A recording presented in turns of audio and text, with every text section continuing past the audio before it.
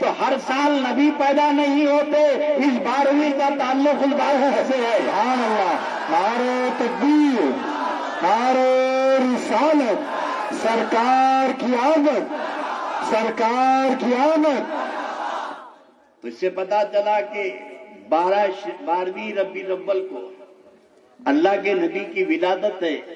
برکتوں کا اعادہ ہوگا. ایک ہے قرآن کا آنا اور ایک ہے صاحب قرآن کا آنا. سبحان اللہ. ابھی نقل کے اندوں سے پوچھو، نبی نہیں آتے تو تم کو قرآن دیوبند سے ملتا. کیا بات ہے، واہ کیا بات ہے، کیا بات. اگر نبی نہیں آتے تو کوئی امیر جماعت تم کو قرآن دیتا. اگر نبی نہیں آتے تو کوئی سلفی کے گھر سے تم کو قرآن ملتا. نبی آئے تھے تو قرآن آیا. بے شک بے شک. اصل دن ہے نبی کے آنے کا، اور ساری برکتیں اسی دن کے صدقے میں ہیں. بے شک. نبی کی ولادت کے دن کے صدقے میں ساری برکتیں ہیں. اللہ رب تبارک و تعالی جب اپنے محبوب کو دنیا میں بھیجنا چاہا، یہ ذکر رسول کے لیے تو سب سجائے نا بھائی. بے شک بے شک. الحمدللہ یہ نوجوانان نادر، وابستگان سلسلے قادریہ اور ان کے ہمنوا دوستوں نے یہ سب سجایا، یہ روشنی لگائی، یہ اسٹیج سجایا، بڑا اہتمام کیا نا بھائی. کائے کے لیے؟ بھلے علی پاشا صاحب آ رہے ہیں، کاظم پاشا کا واز ہونے والا ہے. مقصد تو ذکر رسول ہی ہے نا بھائی. اچھا میں جب واز کر کے چلے جاؤں گا تو یہ سب رہیں گا؟ میں جب واز کر کے چلے جاؤں گا تو یہ کچھ بھی نہیں رہے گا. اسٹیج بھی اٹھا دیں گے، روشنیاں بھی بند کر دیں گے، فرش بھی اٹھا دیں گے، کرسیاں بھی اٹھا دیں گے. اب اگر کوئی کھڑے رہ کے عقل کا پیدل پوچھے بھائی لاؤڈ سپیکر کیوں بند کر رہے ہیں، اسٹیج کیوں اٹھا رہے ہیں، کرسیاں کیوں اٹھا رہے ہیں، تو نوجوان کھڑے رہ گئے کہ بھائی جن کے لیے بچھائے تھے وہ آ کے چلے گئے. جن کا اہتمام کرے تھے ان کے آنے کے لیے کرے تھے، ذکر واز ہونے والا ہے. جب حضرت چلے گئے تو خطہ ختم ہو گیا. تو قاعدہ یہ ہے کہ کوئی آ کے جب چلا جاتا ہے تو وہ چیزیں بھی سب اٹھا دی جاتی ہیں، ختم کر دی جاتی ہے. مقصد ختم، فرش ختم، روشنی ختم. جب اللہ رب تبارک و تعالیٰ اپنے محبوب کو کائنات میں بھیجنا چاہا تو زمین کا فرش بچھا دیا، آسمانوں کا شامیانہ لگا دیا، چاند ستاروں کی روشنی لگا دیا. یہ محبوب تو آنے والا ہے، یہ ساری سجاوٹ تیرے لیے ہے. اب اگر اللہ کے نبی آ کے چلے جاتے تو فرش بھی اڑ جاتا. نعرہ تکبیر، نعرہ رسالت، سرکار کی آمد، آقا کی آمد. سبحان اللہ سبحان. اگر اللہ کے نبی آ کے چلے جاتے تو اللہ تعالیٰ زمین کا فرش بھی اٹھا دیتا، آسمانوں کا شامیانہ ہٹا دیتا، یہ چاند ستاروں کی روشنی بھی ختم ہو جاتی، کائنات ختم ہو جاتی. محبوب جب تو چلا گیا تو کس کام کے؟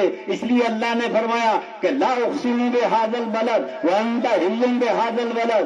اللہ قرآن میں فرماتا ہے کہ تمہارے پاس اللہ کے نبی موجود ہیں، تم میں اللہ کے نبی موجود ہیں. تو قرآن کہہ رہا ہے اور عقیدہ اہل سنت پہ کہ نبی زندہ ہیں. ہمارے ایمان میں ہے کہ نبی زندہ ہیں. اب اگر یہ بولے سلفی وہابی نہیں وہ تو ختم ہو گئے تو تم کائیں کو ہیں؟ جب وہ ختم ہو گئے تو تم رہ کے، ارے تیرا وجود خود بتا رہا ہے کہ میرے مصطفیٰ موجود ہیں. کائنات کا ذرہ ذرہ بتا رہا ہے کہ میرے آقا آئے تھے تو گئے نہیں ہیں. آج بھی ہم میں موجود ہیں. اب موجود ہونے کے لیے ایمان کی سطح پر ایمان سے غور کرنا پڑے گا. جس کا جیسا ایمان ہے ویسا محسوس کرے گا. الحمدللہ ہماری اس زمین پر قلب کی ایمان اتنا منور ہے کہ ہر مقام پہ ہم مصطفیٰ کے جلوے دیکھتے ہیں، صحابہ میں رسول کے جلوے دیکھتے ہیں، اور اہل بیت میں نبی کی سیرت بھی دیکھتے ہیں، سورت بھی دیکھتے ہیں. تو یہ سارے جلوے تو میرے آقا علیہ الصلوۃ والسلام کے ہیں. اب سیرت النبی اور میلاد النبی کے میں بتا رہا تھا کہ آپ کے پاس میلاد النبی کا تصور ہے، آپ کرتے ہیں اور بڑے اہتمام سے کرتے ہیں، اور جتنا یہ چیخ رہے ہیں اتنا اور بڑھتے جا رہا. یہ جتنے بدعقیدہ جتنے پریشان ہیں. اور عجیب بات ہے 12 ربیع الاول شریف کو یہ بچے جب روشنی لگاتے ہیں، جب چاروں طرف جھنڈیاں لگاتے ہیں تو یہ پوچھتے ہیں کیا ہو رہا بھائی، حالانکہ ہر سال دیکھ رہا، پھر پوچھ رہا کیا ہو رہا. اور عجیب بدنصیبی کی بات ہے نادیڑ کی بستی کا ہندو نہیں پوچھ رہا، بستی کا ہندو نہیں پوچھ رہا ہے، اس کو معلوم ہے کہ ان کے نبی کی ولادت کا مہینہ آ گیا ہے. واہ کیا بات ہے سرکار، بہت خوب، سبحان اللہ.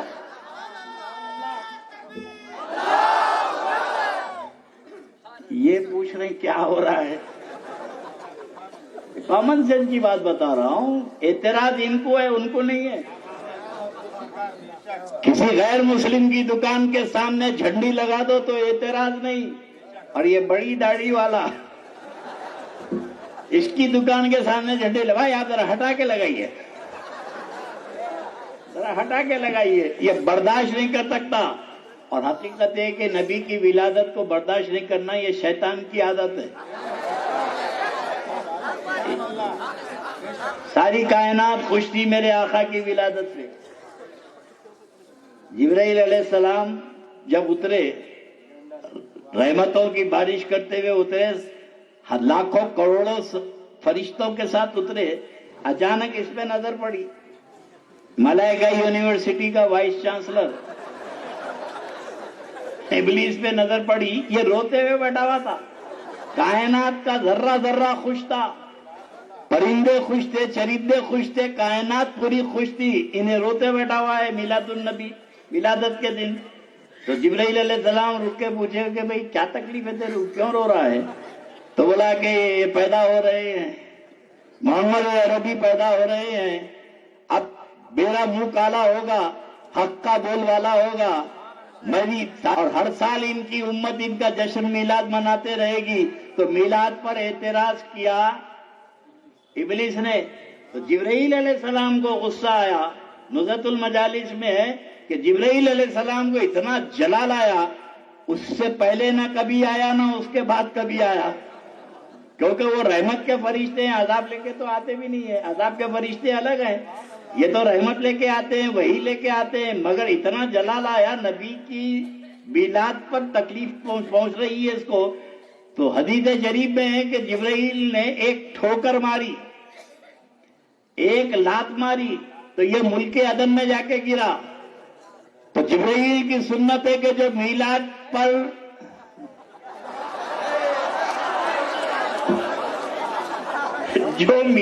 پر تکلیف کا اظہار کرے، جبرائیل کی سنت پر عمل کرنا چاہیے. اللہ سلامت رکھے آپ کے جذبے کو.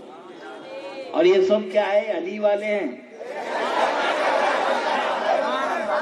جن کے دلوں میں مولا کی محبت پیدا ہو جاتی ہے ان کو ہر چیز کا مزہ آ جاتا ہے. ذکر رسول کا مزہ تو علی کو چھوڑ کے ہو بھی نہیں سکتا. میرے آقا کا ذکر اہل بیت کے بغیر نہیں ہو سکتا.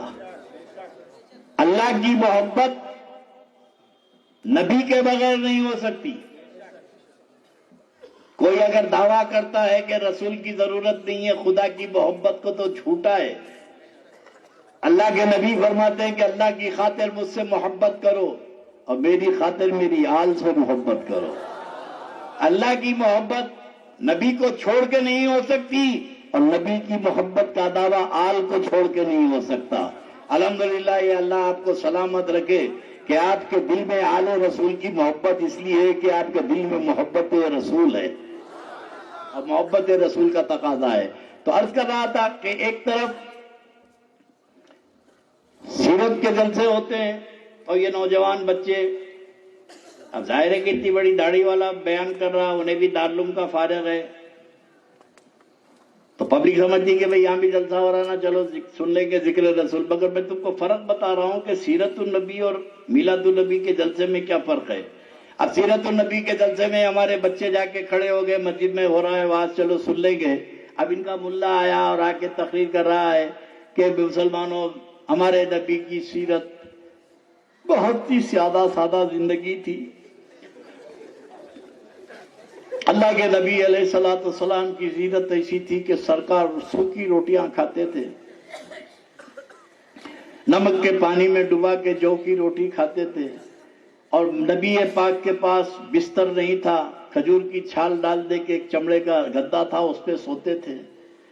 اور نبی پاک علیہ الصلوۃ والسلام کی سیرت اتنی سادہ تھی کہ 3 دن تک گھر میں فاقے رہتے تھے, بھوکے رہتے تھے.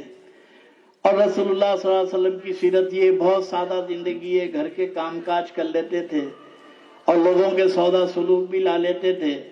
اور ہمارے نبی کی سیرت اتنی سادہ زندگی تھی کہ اپنے ہاتھ سے کپڑے دھو لیتے تھے, جوتا بھی پھٹا تو اپنے ہاتھ سے دھو لیتے تھے. اب یہ سیرت النبی میں بول رہا ہے.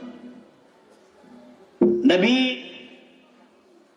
جوتا پھٹا تو سی لیتے تھے, اپنے کپڑے دھو لیتے تھے, سودا خود لا لیتے تھے, 3 دن تک بھوکے رہتے تھے. غلط نہیں بولا انہیں, غلط نہیں بولا, مگر تھوڑا سا اس کو غلط فہمی ہوئی. ایک ہے نبی کی سیرت اور ایک ہے انسان کامل کی سیرت. ایک ہے انسان کامل کی سیرت اور ایک ہے نبی کی سیرت. یہ جوتے سی لینا نبی کی سیرت نہیں ہے بھائی. نبی کی سیرت اس کو بولتے ہیں جو غیر نبی میں نہ ہو. نبی کی سیرت وہ بیان کرو جو غیر نبی میں نہ ہو. اب جوتے سی لینا, کپڑے دھو لینا, میں بھی کپڑے دھو لیتا ہوں, میں بھی سودا سلوک لا لیتا ہوں, میں بھی بھوکے رہتا ہوں, تو یہ نبی کی سیرت نہیں ہے, یہ ایک انسان کامل کی سیرت ہے. جوتوں کا پھٹے ہوئے جوتوں کا سینا یہ نبی کی سیرت نہیں ہے. انگلی کے اشارے سے چاند کے 2 ٹکڑے کر دینا یہ نبی کی سیرت ہے.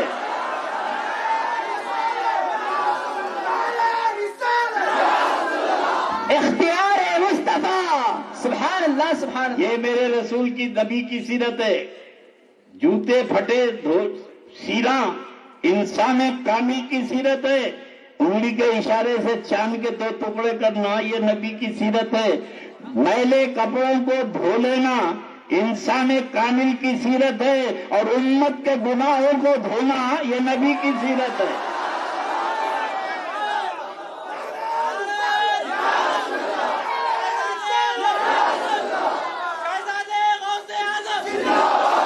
بھوکے رہ کے پیٹ پہ پتھر باندھنا ایک انسان کامل کی سیرت ہے. اور یہاں غلط فہمی میں مت رہنا کہ میرے نبی مجبوری میں بھوکے رہتے تھے. تاثر تو یہ دے رہا ہے کہ رسول اللہ بھوکے رہتے تھے, 3 دن کا فاقہ رہتا تھا. ارے عقل کے اندھے, ایک بھوکے رہنا ہے مجبوری کا, کھانے کو کھانا نہیں ہے بھوکے, اور ایک بھوکے رہنا ہے اختیار کے ساتھ. اختیار کے ساتھ بھوکے رہنا ہے.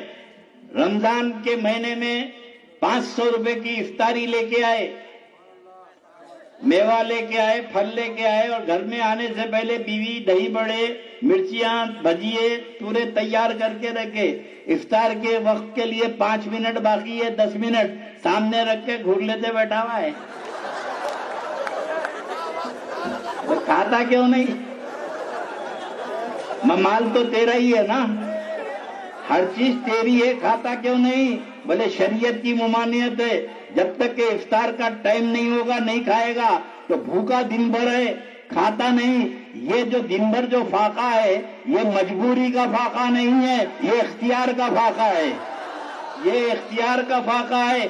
مالک ہو کے نہیں کھا رہا ہے, مال تیرے سامنے تیرا رکھا ہے نہیں کھا رہا ہے, شریعت کا تقاضا ہے نہیں کھانا. تو میرے نبی جو بھوکے رہتے تھے اس کا یہ مطلب نہیں تھا میرے آقا مجبور تھے, کائنات کے مالک تھے مگر نہیں کھاتے تھے. پوری کائنات پر اختیار تھا میرے نبی کا مگر نہیں کھاتے تھے. اور 2 جملوں میں اور سن لو, سب کو کھانے میں مزہ آتا تھا, میرے مصطفیٰ کو بھوکے رہنے میں مزہ آتا. اللہ جیسی طبیعت بناتا ویسی ہے, حضور کو بھوکے رہنے میں مزہ آتا تھا, ہم کو کھا کے مزہ آتا تھا. تو ایک فاقہ اضطراری ہے, ایک فاقہ اختیاری ہے. تو اب اگر کسی نے یہ کہا کہ میرے نبی بھوکے رہتے تھے, اور ان کو ایک حدیث یاد آتی ہے غزوہ خندق کی. مگر دیکھو جگہ جگہ میرے اللہ نے میرے نبی کے پاور کو بتایا. یہ اندھے پڑھتے کیوں نہیں ہیں؟ خالی سیرت کا ایک پہلو لے لیتے ہیں اور یہ سمجھتے ہیں کہ ہم سیرت بیان کر رہے ہیں، مگر جہاں جہاں تم جو باتیں بتاتے ہیں وہاں پر بھی میرے نبی کا پاور معلوم ہوتا ہے، میرے نبی کا اختیار معلوم ہوتا ہے. اور کیسے ہو سکتا ہے بھائی کہ آدم علیہ السلام سے لے کر عیسیٰ علیہ السلام تک اللہ نے ہر ایک کو پاور دے دیا، ہر ایک کو پاور دے دیا، ہر ایک کو اختیار دے دیا. یہ کیسے ہو سکتا ہے کہ نبیوں کا سردار بنایا اور پاور نہیں دیا؟ نبیوں کا سردار بنایا، پاور نہیں دیا. موسیٰ علیہ السلام فرعون سے بھاگ رہے ہیں، فرعون کی فوج مقابلہ کر رہی ہے. موسیٰ علیہ السلام سمندر میں ڈال دیے گھوڑے تو اللہ رب تبارک و تعالیٰ نے زمین بنا دی، سمندر سے پار ہو گئے. موسیٰ علیہ السلام کی قوم کو لے کے موسیٰ علیہ السلام ڈیزرٹ پہ پہنچ گئے، پانی کا ایک قطرہ نہیں ہے. تو اللہ رب تبارک و تعالیٰ نے موسیٰ کو حکم دیا کہ موسیٰ اپنا ڈنڈا لکڑی پتھر پہ مار. اے موسیٰ اپنے عصا، قرآن ہے نا بھائی، ہو گئی تبلیغی نصاب توڑی ہے، یہ قرآن میں ہے کہ اللہ نے کہا کہ اپنا ڈنڈا مار. موسیٰ علیہ السلام نے پتھر پہ چٹان پہ ڈنڈا مارا تو 12 چشمے نکل گئے، 12 چشمے نکل گئے. وہ تو موسیٰ تھے جو چٹان پہ پتھر مار کے 12 چشمے نکال دیے، اور غزوہ خندق میں ایک قطرہ پانی نہیں تھا.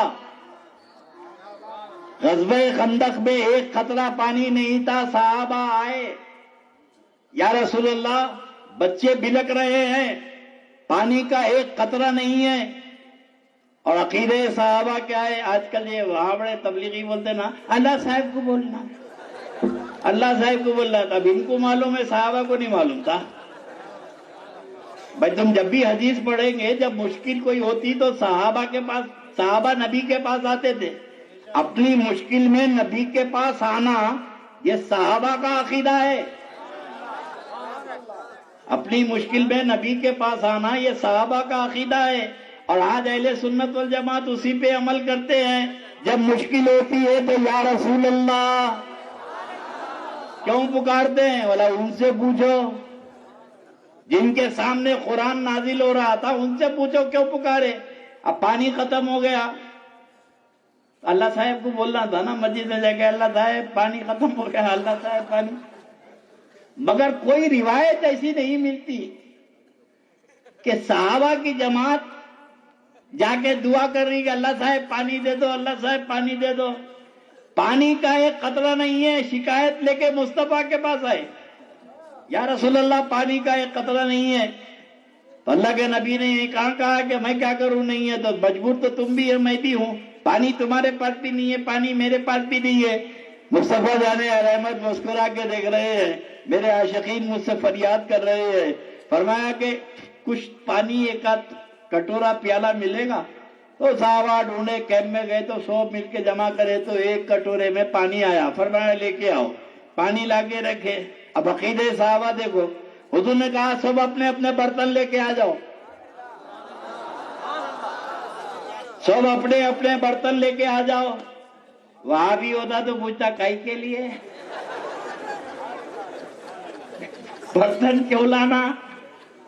ارشاد رسول پہ سب بھاگے، اپنے اپنے ڈھیروں میں گئے، وہاں سے برتن اٹھا کے لائے، لا کے سامنے بیٹھ گئے.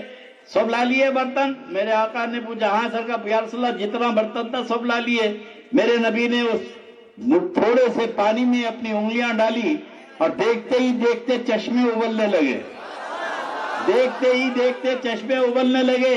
ادھر پانی ابل رہا ہے، ادھر صحابہ اپنے برتن میں بھر رہے ہیں. حدیث شریف میں کہ 13,000 صحابہ 13,000 صحابہ نے برتن بھرا، سب پی لیے، گھروں کو لے کے چلے گئے. میرے نبی نے کہا سب کو پانی مل گیا؟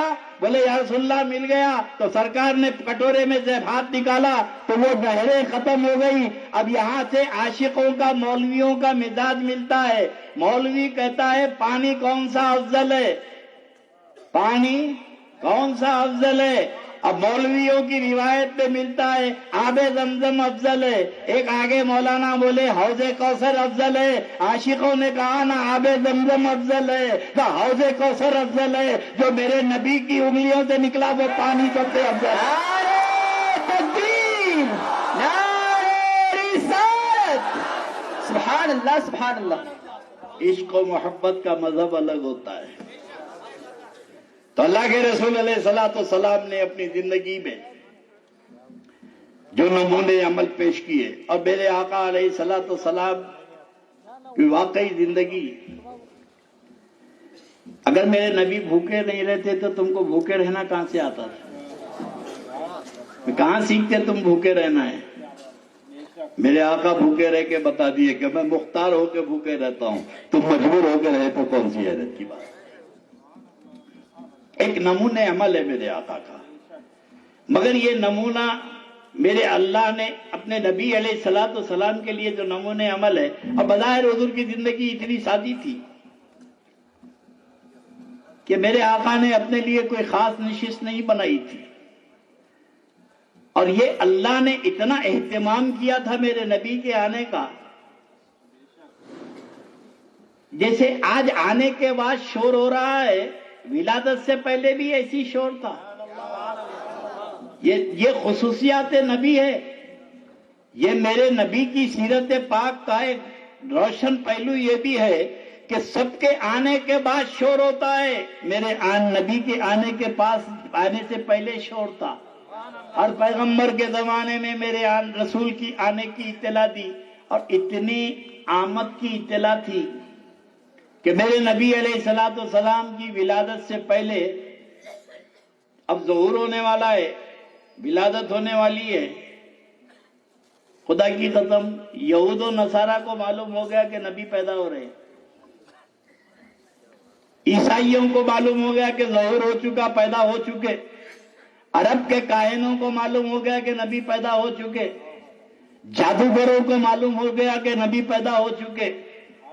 اتنا زیادہ میرے آقا کے آنے سے پہلے شور ہو چکا تھا کہ اللہ کے رسول علیہ الصلوۃ والسلام کی جب ولادت ہوئی، میرے آقا کی حدیث شریف میں، بخاری شریف باب الاستسقاء کی حدیث ہے کہ میرے نبی کی 2 یا 3 سال کی عمر شریف ہے، مکے میں قحط ہو گیا، 3 سال تک بارش نہیں ہوئی۔ آج کل بیماری ہے نا، لوگوں کو بخاری سے کم پہ راضی نہیں ہوتے، کوئی حدیث سنا تو بولتا بخاری کی ہے کیا، اور بار بار بخاری بخاری بولنے والا بیٹھا ہوا ہے انڈونیشیا میں جا کے، ذاکر نائک بہت پہلے بولتا تھا، یہ کہیں نہ کہیں کسی کا ایجنٹ ہے انہیں، پبلک بولتی تھی، ہر ایک کے بارے میں بولتے تھے حضرت، اب اندر پڑا ہوا ہے نا، آنے کو تیار نہیں ہے۔ الحمدللہ کل بھی ہم اپنے وطن میں بیٹھے تھے، آج بھی بیٹھے ہوئے ہیں۔ غلامان مصطفیٰ کو کوئی جوکب نہیں ہے، یہ بیچ میں جو اٹھتے نا بلبلے، یہ کبھی بھی پھوٹ سکتے ہیں۔ اب چاہے ذاکر نائک کا بلبلہ پھوٹے یا بپا کا بلبلہ پھوٹے، یہ تو پھوٹنا ہی ہے، ان کو آج نہیں تو کل ظاہر ہونا ہے۔ اللہ کے رسول علیہ الصلوۃ والسلام کی، میرے آقا علیہ الصلوۃ والسلام کی زندگی یہ کہ ہوتا ہے کہ جب میرے نبی 3 سال کی عمر شریف تھی، ایک روایت میں 2 سال، ایک روایت میں 3 سال، 3 سال تک مکے میں بارش نہیں ہوئی۔ اب ظاہر ہے کہ مشرکین کی عادت تھی، بتوں کی پوجا کرتے تھے، جانوراں کاٹ رہے ہیں، لات کو نہلا رہے ہیں، منات کو نہلا رہے ہیں، حبل کو نہلا رہے ہیں، عزا کو نہلا رہے ہیں، پورا خون چڑھا رہے ہیں، ننگے ہو کے طواف کر رہے ہیں، حالت شرک میں۔ جتنے جتن تھے ان لوگوں نے کر ڈالے، جتنے جتن تھے یہ کر ڈالے، مگر بارش نہیں ہو رہی ہے۔ اب باب الاستسقاء کی حدیث ہے، یزید کا دادا، امیر شام کا باپ ابو سفیان حالت کفر میں آیا، اور بڑے غصے سے آ کے حضرت ابو طالب سے کہنے لگا، ابو طالب بڑی صلہ رحمی کی بات کرتے ہو، ہمدردی کی بات کرتے ہو، انسانیت کی بات کرتے ہو، دیکھ نہیں رہے ہیں کہ انسان مر رہے ہیں، جانور مر رہے ہیں؟ ابو طالب اٹھو، اب جملے سنو، بخاری جا کے کھول لینا، ابو طالب اٹھو، اپنے رب سے کہہ کے بارش کروا لو،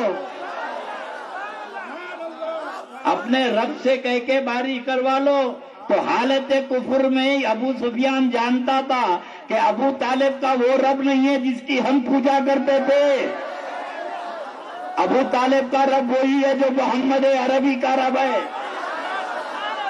نہیں تو بخاری میں سے یہ حدیث نکال دو، ابو طالب اٹھو، اپنے رب سے کہہ کے بارش کرا دو۔ پیٹ بھر کے بچے تھے ابو طالب کو، اولاد کثیر تھی، لاولد نہیں تھے۔ بھائی حضرت حمزہ کھڑے ہیں، حضرت عباس کھڑے ہیں، سارا خاندان کنبا کھڑا ہے، اور نبی کی 3 سال کی عمر شریف ہے۔ ابو طالب اٹھے، اللہ کے نبی کو گود میں لیے، اب رسول اللہ کو گود میں لیے، مطالبہ تھا کہ بارش کراؤ۔ اب بارش کیسے ہوتی تھی یہ سرکار ابو طالب جانتے ہیں۔ کیا بات ہے، واہ! بتوں کو راضی کر کے آیا، بارش نہیں ہوئی، کعبے میں ننگا طواف کرا، بارش نہیں ہوئی۔ اب بارش کرانے کے لیے اٹھے ہیں تو سرکار آپ کے ہمارے نبی کو گود میں لیے، لے کے کعبۃ اللہ شریف کے صحن میں آئے، اور اللہ کے نبی کی پیٹھ کعبے کو لگائی، اللہ کے نبی کی پشت انور کعبے کو لگائی، اور رب کعبہ کو پکار کے کہا کہ اللہ میں اس چہرے کا واسطہ دیتا ہوں، بارش نازل فرما۔ سبحان اللہ، سبحان اللہ، واہ! کیا کہیں، میں اس چہرے کا واسطہ دیتا ہوں، استسقل کو غماموں میں وجہل کریم، بخاری میں آج تک وہ حدیث موجود ہے جو ابو طالب نے شعر پڑھا، میں اس چہرے کا واسطہ دیتا ہوں، بارش نازل فرما۔ حدیث پاک کے الفاظ ہے کہ ابو طالب کو ابھی میرے نبی کو ابو طالب نے گود میں بھی نہیں لیا، اتنی موسلادھار بارش ہوئی، اتنی موسلادھار بارش ہوئی، اور اتنی بارش ہوئی کہ پورے کنویں بھر گئے، کھیت سیراب ہو گئے۔ یہ تو بچپن میں۔ اب مجھے یہ بتاؤ، ابو طالب میرے نبی کو جو گود میں لے کے گئے، بھتیجا سمجھ کے لے گئے، کیا بات ہے، واہ! بھتیجا سمجھ کے لے گئے، پیٹ بھر کے اولاد نہیں تھی، نہیں، وہ جانتے تھے کہ یہ خاتم النبیین پیدا ہوئے ہیں، یہ سید الانبیاء پیدا ہوئے ہیں، اللہ کے نبی علیہ الصلوۃ والسلام۔ یہ تو میرے نبی کے 3 سال کی عمر شریف کی بات ہے۔ اب وہی باب الاستسقاء بخاری شریف، اللہ کے نبی کے اعلان نبوت مسجد مدینہ پاک میں آنے کے بعد پھر قحط ہوا، پھر قحط ہوا، بخاری شریف کی حدیث ہے، 3 سال تک بارش نہیں ہوئی۔ تکلیف میں تو سب تھے، بارش نہیں ہوئی تو پورے مدینے والے ہی تو تکلیف میں تھے۔ اب جب صحابہ کے پاس پانی نہیں تھا تو کیا نبی کے پاس پانی تھا؟ کنویں سوکھ گئے، بولیاں سوکھ گئی، کھیت جل گئے، بچے پانی پانی کو بلک رہے ہیں، تو سارے صحابہ اجتماعی طور پر مسجد نبوی میں جمعے کی نماز کے بعد باہر کھڑے رہ کے شور و غل کرنے لگے، باہر بہت پکار چیخو پکار کرنے لگے۔ تو اللہ کے نبی نے مسجد میں سے پوچھا کیا بات ہو گئی، کیا گڑبڑ ہو رہی ہے وہاں پر؟ ہمت کر کے صحابہ اجازت لے کے آگے بولے یا رسول اللہ بہت ہو چکا، 3 سال سے قطرہ پانی نہیں ہے، حضور اب کرم کر دیجئے، جہاں کوئی کچھ نہیں کر سکتا یہ سب کچھ کر سکتے ہیں۔ یہ تو عقیدے صحابہ ہے نا بھائی، صحابہ کو نہیں معلوم تھا نماز استسقاء پڑھنا، جنگلوں میں جا کے میدانوں میں جا کے ہاتھ ایسے رکھنا، وہ سب کر دیے، سارے جتن کر دیے، بارش نہیں ہوئی۔ اللہ کے نبی سے فریاد کرے یا رسول اللہ بارش ہونا چاہیے، تو میرے نبی نے اپنی عاجزی کا اظہار نہیں کیا کہ بارش نہیں ہوئی تو میں کیا کر سکتا ہوں۔ صحابہ جانتے تھے کہ آپ سب کچھ کر سکتے ہیں، آپ سب کچھ کر سکتے ہیں، یہ عقیدہ صحابہ ہے۔ اس لیے ان لوگوں سے کہتا ہوں صحابہ کے طریقے پہ عمل کرو، ارے عقل کے اندھو صحابہ کے عقیدے پہ عمل کرو، صحابہ کے عقیدے پہ عمل کرو۔ نبی کو کیا سمجھتے تھے؟ یا رسول اللہ بارش کرا دیجئے، میرے نبی منبر پہ کھڑے رہے، بچپن میں کعبۃ اللہ کی دیوار سے پیٹ لگا دی تو بارش ہو گئی، اور میرے آقا منبر پہ کھڑے ہو گئے، اور کھڑے ہو کے آسمان کی طرف دیکھے اور دیکھ کے اشارہ کرے اللہم علینا، اللہ ہم پہ نازل فرما دے، اللہ ہم پہ نازل فرما دے۔ ادھر میرے نبی اشارہ کر رہے ہیں. تو یہ صحابہ حضرت انس عبداللہ ابن مسعود کی روایت ہے کہ نبی ایسا اشارہ کرے تو میدان احد کی طرف سے بادل برآمد ہوا، احد کے اوپر سے بادل برآمد ہوا، اور میرے نبی نے اپنا ہاتھ نیچے نہیں کیا، موسلادھار بارش شروع ہو گئی، موسلادھار بارش شروع ہو گئی. اور ایسی بارش ہوئی کہ صحابہ کو گھر جانا مشکل ہو گیا، اور گئے تو نکلنا مشکل ہو گیا. ایک ہفتے تک طوفانی بارش ہو رہی ہے. بڑی مشکلوں سے صحابہ پھر مسجد نبوی میں دوسرے جمعے کو آئے. آنے کے بعد نماز جمعہ کے بعد پھر شور ہوا. اللہ کے نبی نے کہا اب کیا ہوا؟ بولے یا رسول اللہ گھر ٹپک رہے ہیں، باولیاں بھر گئی، کھیت لبریز ہو گئے، بارش رکنا چاہیے. بارش کیا عقیدہ تھا؟ جو بارش کروا سکتا ہے وہ بارش رکوا بھی سکتا ہے. اور عقیدے صحابہ بتا رہا ہے کہ میرے نبی کی حکومت صرف زمین پر نہیں ہے، میرے مصطفیٰ کی حکومت آسمانوں پہ بھی ہے. بھئی یہی عقیدہ تو لے کے آئے تھے صحابہ کہ یا رسول اللہ بارش ہونا چاہیے، رک جائیے. تو اللہ کے نبی کھڑے رہے، ممبر پہ کھڑے رہے کہ خالی اتنا ہی فرما اللہم لا علینا حوالینا، اللہ ہم پہ نہ برسے، اطراف میں برسے. ایسے میرے نبی نے اشارہ کرنا فرمانا شروع کیا، ایسا گول دائرہ بنایا. تو حدیث پاک کے الفاظ ہیں کہ بادل چھٹتے چلے گئے. مدینے کے باہر بارش ہو رہی تھی، مدینے میں قطرہ بارش نہیں ہوئی. یہ ہے نبی کا اختیار. اور میرے رسول کی سیرت جو ہم بیان کرتے ہیں، یہ تو نبی پاک کی سیرت کے چند ایسے نمونے پیش کر دیتے ہیں کہ ظاہر ہے کہ یہ نوجوان، یہ چھوٹے بچے جو بیٹھے ہیں، ان کے سامنے نبی کا فاقہ بیان کرے تو بھوکے سے کس کو محبت ہوئی یارو؟ بھوکے رہنے والے سے کس کو محبت ہوئی؟ اب ظاہر ہے کہ یہ جو سازش ہے سلفی وہابیت کی کہ نبی کی سیرت پاک کو اتنا ہلکا بیان کرو کہ لوگوں کے دلوں میں عظمت باقی نہ رہے، اور اس کے جواب میں ہم آقا کی عظمت اس لیے بیان کرتے ہیں کہ یہ ہر بچے کے دل میں عظمت مصطفیٰ پیدا ہو جائے، یہ اٹھ کے جائے تو عاشق رسول بن کے جائے. اللہ کے نبی علیہ الصلوۃ والسلام. اب میں تو ایک زمانے تک غور کرتا رہا کہ پیغمبروں کا منصب تو اللہ کی مخلوق کی ہدایت ہے نا، یہ سارے مخلوق کی ہدایت کے لیے آئے تھے. مگر جس پیغمبر کی سیرت میں دیکھو بکریاں چرانا ہے، پیغمبر بکریاں چراتے تھے. میں حیران ہو گیا کہ اتنی بڑی ذات بکریاں چرانا. آپ چرائے؟ یہ جو سنتوں پہ عمل کرتے نا، سنتوں پہ عمل کرنا، ان سے پوچھو کبھی بکریاں چرا رہے؟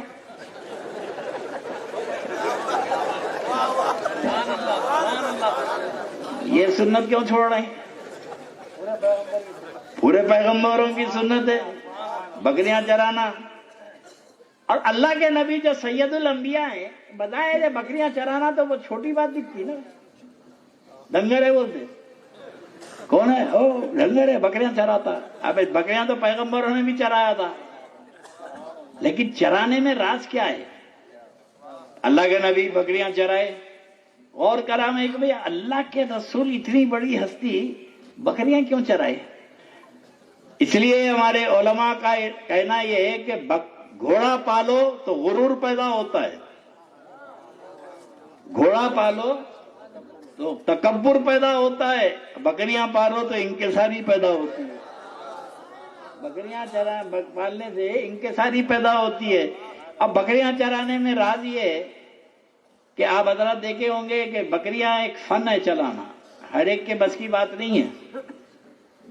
ایک ہمارے ایک معتقد صاحب تھے، انہوں آ کے بولے میں فارم ڈال رہا ہوں بکروں کا. کیا لاگت سے ڈال رہے ہیں؟ نواب صاحب پوچھا.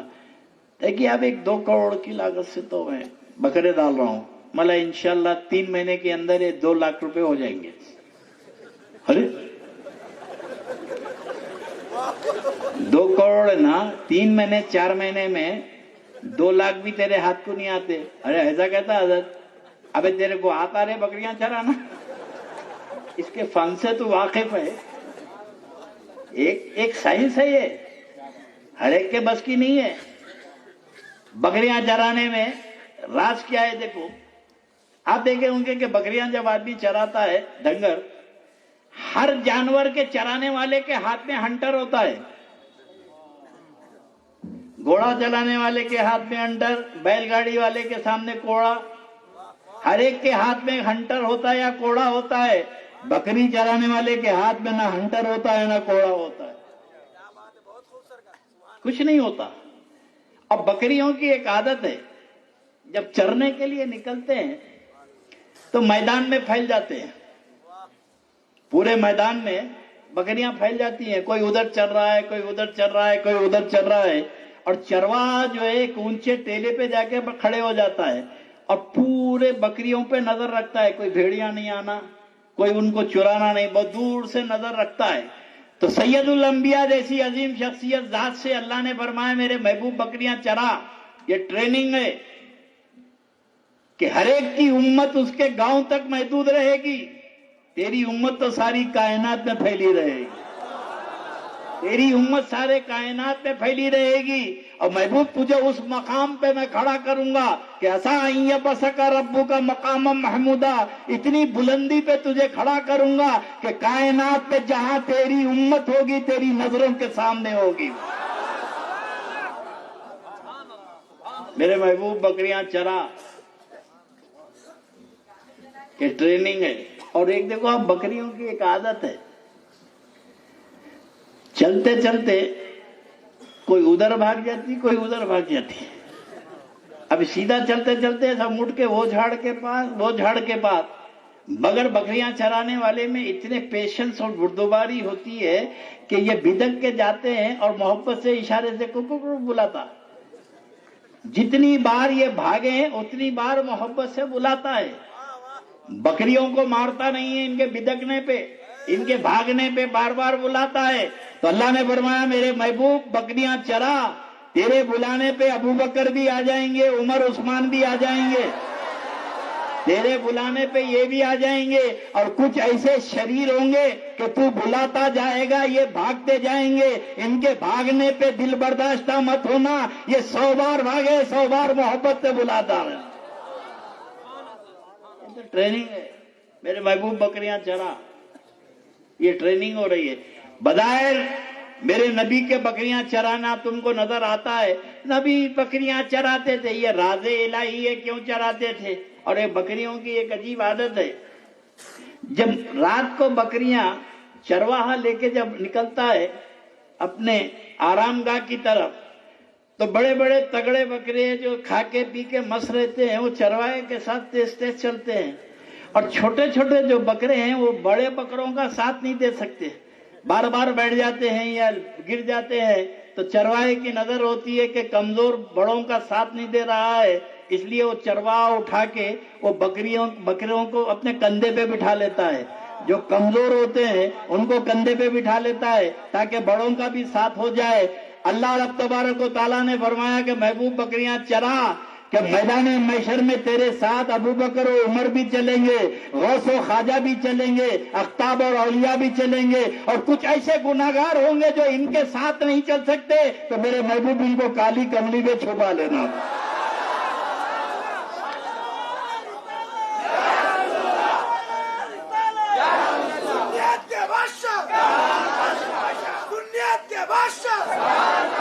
میرے آقا علیہ الصلوۃ والسلام کا بول بالا ہے, اور جتنا اسلام کو دبانے کی کوشش کرے اتنا ہی ابھرتا رہا. کیا کیا جتن نہیں کرے. آج جیسے یہ بیٹھ کے ذکر میلاد کو مٹانے کی کوشش کر رہے نا, ان کے باپ تو ان کے بھاوا تھے وہ لوگ, کیا کیا جتن نہیں کرے. اور آخر میں ایک ہی چیز ضرورت نظر آئی ان کی کہ قصہ ختم کروا دو نا یار. جیسے سپیاری دیتے نا, آج کل سپیاری کلر نکلے, پیسے دے کے مرڈر کراتے. آپ سمجھ رہے ہوں گے نئی چیز ہے, یہ تو زمانے جاہلیت سے چلی آ رہی ہے. پیسے لے کے قتل کرنا یہ پرانا رواج تھا.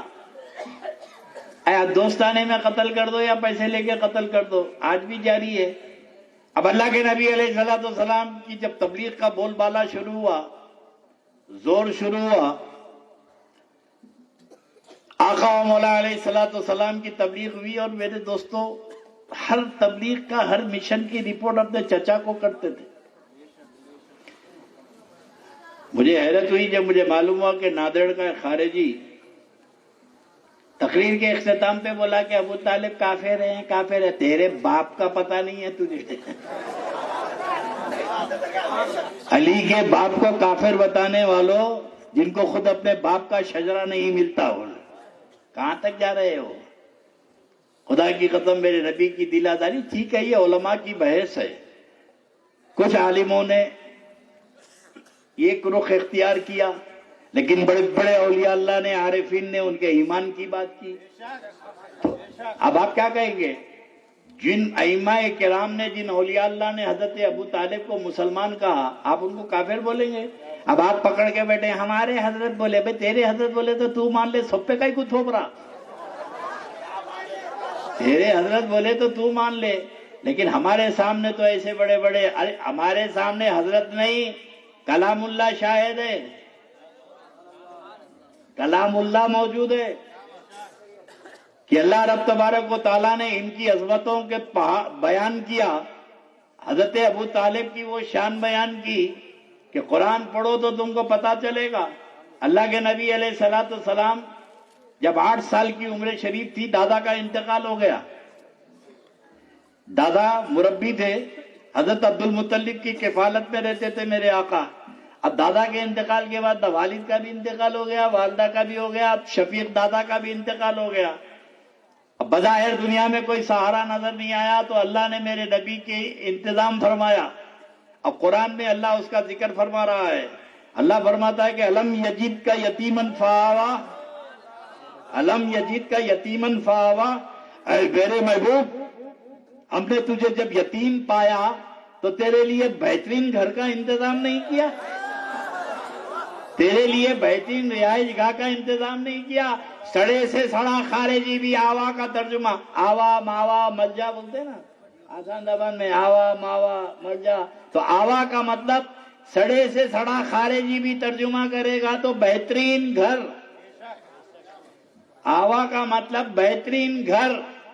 میرے دوستو سوچو، اللہ جس کے گھر کو بہترین گھر بولے، اللہ جن کے گھر کو بہترین گھر بولے، تو کافر کا گھر بہترین نہیں ہو سکتا، کافر کا گھر بہترین نہیں ہو سکتا۔ اور گھر کی رونق ہوتی ہے گھر والے سے، گھر والا اچھا تو گھر اچھا۔ ابو طالب کے گھر کو اللہ فرماتا ہے کہ الم یجید کا یتیمن فآوا، میرے محبوب تیرے لیے ہم نے بہترین گھر کا انتظام نہیں کیا۔ اور میں تو یہ نقل کے انداز سے کہتا ہوں، ٹھیک ہے وہ تحقیقی مسئلہ ہوگا، لیکن تم اتنا اصرار کیوں کرتے ہو؟ تم کو کیا مزہ آتا ہے کہ نبی کے باپ کو چچا بولنے، کافر بولنے میں تم کو کیا مزہ ملتا ہے؟ بروز محشر اللہ کے رسول کی بارگاہ میں پکڑے جائیں گے۔ یہی بھی تو حدیث شریف میں ہے، ایک صحابی رسول تبت یدا ابی لہب تب پڑھتے تھے۔ بھئی ابو لہب تو کھلا کافر و مشرک ہے نا، وہ تبت یدا ابی لہب بڑے اہتمام سے پڑھتے تھے۔ تو میرے آقا نے دیکھا کہ انہیں بار بار تبت یدا ابی لہب پڑھ رہے ہیں، تو بلا کے فرمایا کہ قرآن میں تجھے دوسری صورتیں نہیں ملی؟ کیا میرے رشتے کا بھی تو خیال نہیں کرتا؟ تبت یدا ابی لہب وہ تب پڑھے تو حضور کو ناگوار گزر گیا، یہ نبی کے چچا، چہیتے چچا کو کافر بولے تو حضور کی کتنی دل آزاری ہو رہی ہے۔ عاقبت اپنی خراب کرنے والوں۔ اور جب پھر دوسرا ایک بڑا پرابلم ہو جاتا ہے، ابو طالب کو کافر بولنے سے بڑی گڑبڑ ہو جاتی ہے۔ اب یہ جو بولا نا، یہ ملا سے پوچھو بھائی انہوں کافر ہیں، جی ہمارے حضرت تو یہی بولے۔ اچھا اب تیرے حضرت تو نہیں ہے، اب حضرت کے کوئی جانشین ہے تو ان سے پوچھ، ابو طالب کافر ہے، مانا کھاتے کیا تھے انہوں؟ کعبے کے متولی تھے نا، کیا تھے؟ بولو بھائی، کعبے کے متولی تھے۔ اب کعبے میں بتوں کے چڑھاوے آتے تھے، لات و حبل کے نام پہ گوشت بھی کٹتا تھا، بھائی کافر تو بتوں کے نام پہ بکرے کاٹتے تھے، اب کعبے کے متولی، اب آج بھی جتنے مجاور ہیں چڑھاوے جاتے نہیں جاتے ان کے پاس؟ جتنے چڑھاوے ہیں تو مجاور ان کے پاس جاتے ہیں۔ انہوں کعبے کے متولی تھے، تو کعبے کے جب متولی تھے تو لات و حبل کے نام پہ کٹا ہوا گوشت بھی آیا ہوں گا، بتوں کے چڑھائے بھی آئے ہوں گے۔ ابو طالب کھاتے کیا تھے؟ بتوں کا گوشت۔ ابو طالب کے گھر میں بتوں کا گوشت آتا تھا، بتوں کے چڑھاوے آتے تھے، یہ کھاتے تھے؟ بولے نہیں کھاتے تھے۔ ابھی اگر وہ کافر تھے تو ان کے لیے تو جائز تھا، وہ اگر وہ کافر تو ان کے لیے جائز تھا۔ ابھی ابو طالب کو تو کھلایا، نبی کو کیا کھلا دیا؟ 8 سال سے لے کے 25 سال کی عمر تک مصطفیٰ کو تم نے کیا کھلایا؟ تو تمہیں کہنا پڑے گا کہ میرے نبی نے کبھی بتوں کا چڑھاوا نہیں کھایا، کبھی لات و حبل کے نام پہ کٹا ہوا گوشت نہیں کھایا، تو پھر میرے نبی کیا کھائے ابو طالب کے گھر میں؟ تو پتا چلا کہ ابو طالب کے گھر میں جو کچھ ہوتا تھا وہ پاک ہوتا تھا۔ خالی ضد میں آ کے ہمارے حضرت بولے نہیں چلتا ہے، تو میرے آقا علیہ الصلوۃ والسلام بہت زیادہ ماشاءاللہ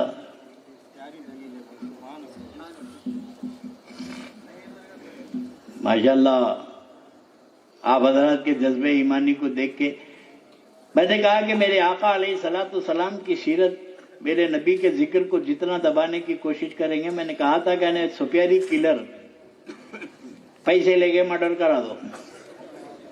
اب اللہ کے رسول علیہ الصلوۃ والسلام کی جب تبلیغ چلنے لگی، جدھر یہ کوشش کرتے رہے ادھر اسلام پھیلتا گیا۔ قربان جائے، جب کچھ صحابہ ہجرت کر کے حبشہ چلے گئے، افریقہ، تو شاہ نجاشی کا بادشاہ نرم دل بادشاہ تھا، عیسائی تھا، انہیں پناہ دے دیا۔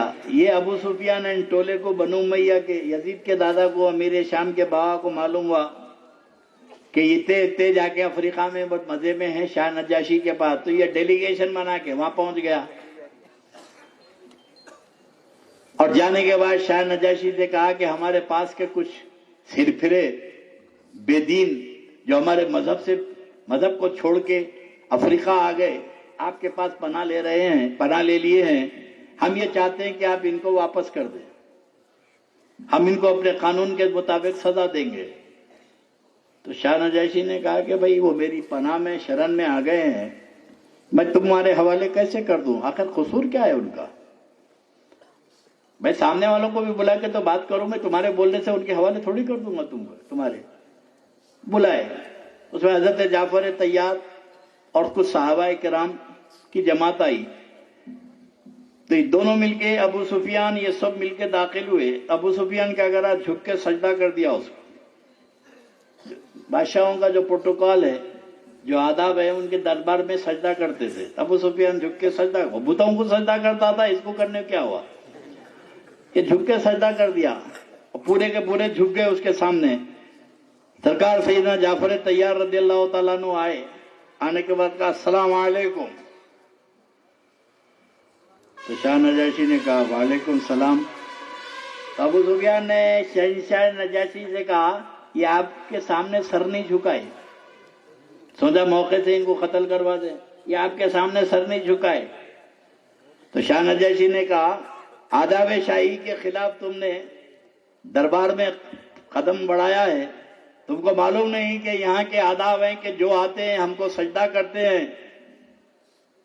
تینوں نے کہا کہ بادشاہ سلامت، پہلے کام یہ ہم بھی کرتے تھے، پہلے تو یہ ہم بھی کرتے تھے۔ جب محمد عربی دین حق لے کر آئے ہیں، انہوں نے کہا کہ خدا کے علاوہ ہم کسی کو سجدہ نہیں کرتے۔ یہ بولڈ ثواب غربت زدہ وہ راستے پہ یمن کے بیٹھے رہتے تھے، کبھی زندگی میں مکے میں آیا ہی نہیں، انہیں اطلاع بھی نہیں تھی۔ ابھی یمنی رات سفر کر کے پہنچا، یہ ابو جہل ابو لہب اس کو غار میں ملے۔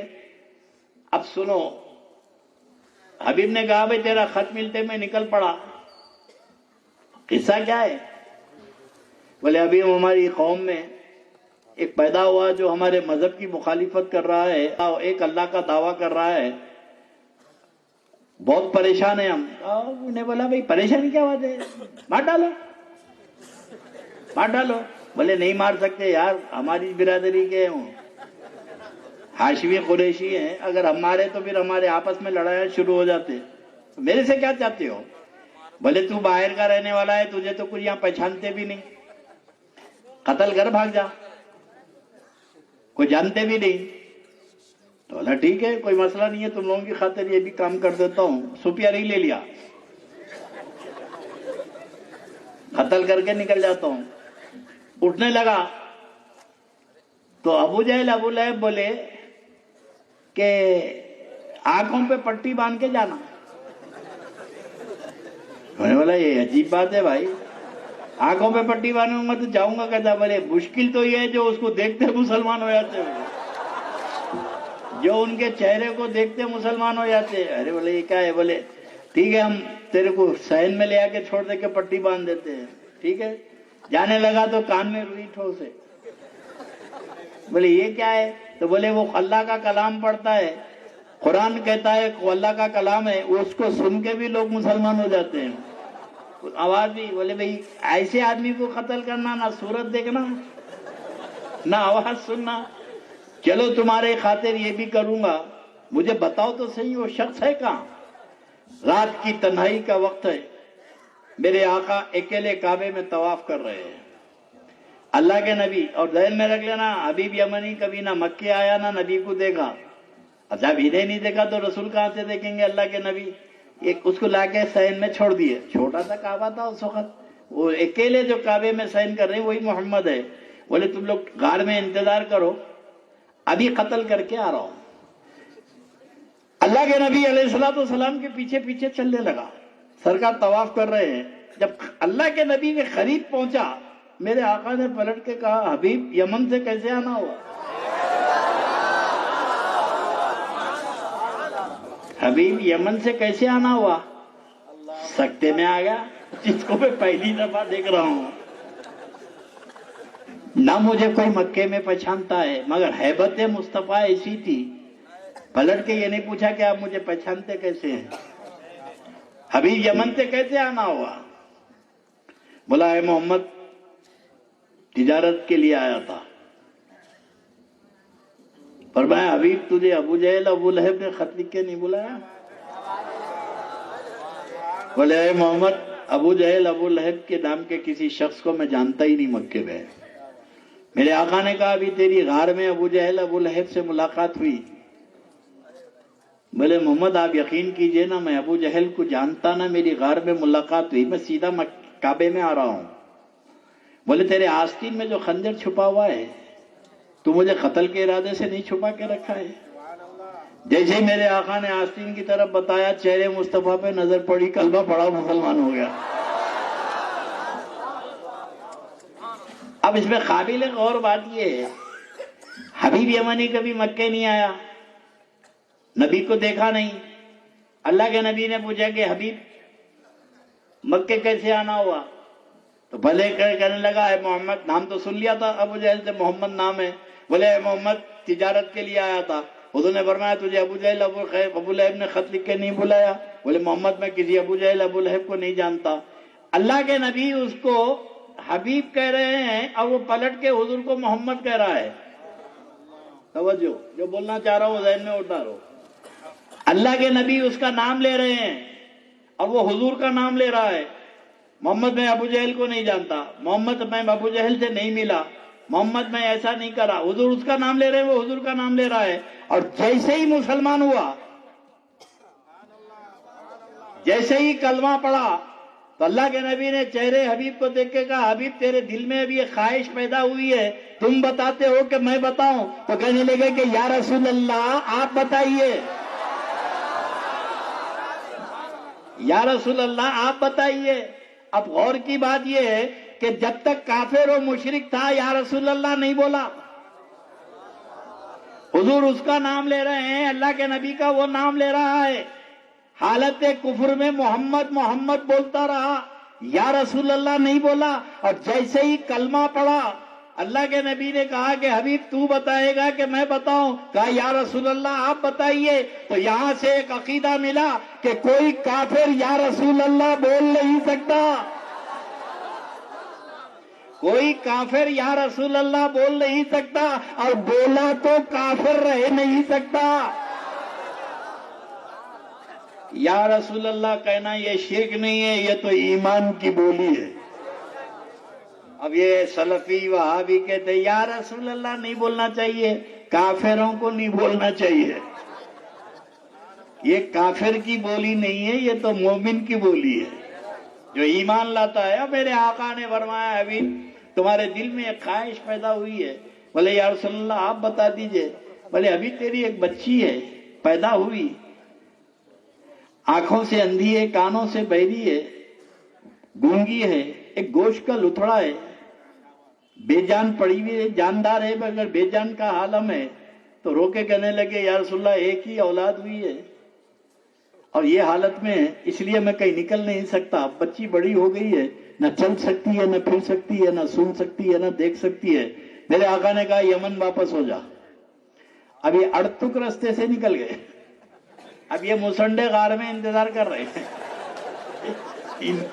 حبیب یمنی دوسرے رستے سے رات سفر کر کے یمن پہنچ گئے. تو آنے سے پہلے محلے کی کچھ بچیوں کو یہ بچی کی دیکھ ریکھ کے لیے چھوڑ کے آئے تھے. بے جان بچی پڑی ہوئی ہے لاش، اس وقت پہ کچھ کھلا دینا. جب حبیب یمنی رات سفر کر کے کئی دن کے سفر کے بعد یمن پہنچے، دروازہ کھٹکھٹایا تو دروازہ کھولتے ہی خوبصورت حسین و جمیل بچی نے دروازہ کھولا. تو یہ بچی کو دیکھ کے پریشان ہے کہ یہ اڑوس پڑوس کی جو بچیاں تھے وہ تو ایسی نہیں تھی، میں جن کو چھوڑ کے گیا تھا ان میں تو ایسی کوئی بچی نہیں تھی. تو یہ کون سی بچی ہے اتنی خوبصورت جو دروازہ کھولی؟ نہ پڑوس کی کوئی عورت ہے، نہ دوست کی کوئی بچی ہے. مجھے بیٹی تو کون ہے؟ تو کون ہے؟ تو کہنے لگے بابا جان آپ مجھے پہچانے نہیں، بابا جان آپ مجھے نہیں پہچانے. بولے بیٹی میں نہیں پہچانا، میں وہ آپ کی اپاہج بیٹی ہوں. وہ بیٹی آپ کی جو گونگی لولی لنگڑی پڑی ہوئی تھی وہ میں ہی ہوں. حیرت سے پوچھنے لگے کہ بیٹی تجھے نہ بولنا آتا تھا، نہ سننا آتا تھا، نہ چلنا آتا تھا، یہ اچانک چلنا بولنا سننا کہاں سے آ گیا تجھے؟ اور تندرست و توانا خوبصورت کیسے ہو گئی؟ بولے بابا کہاں سے آ رہے ہیں آپ؟ بابا آپ کہاں سے آ رہے ہیں؟ بولے مکے میں محمد عربی سے مل کے آ رہا ہوں. تو ابھی وہ یہاں پر آئے، فرمایا کہ بیٹی اٹھ جا، تیرے باپ کو میں نے مسلمان کر دیا، تجھے صحت عطا کر رہا ہوں.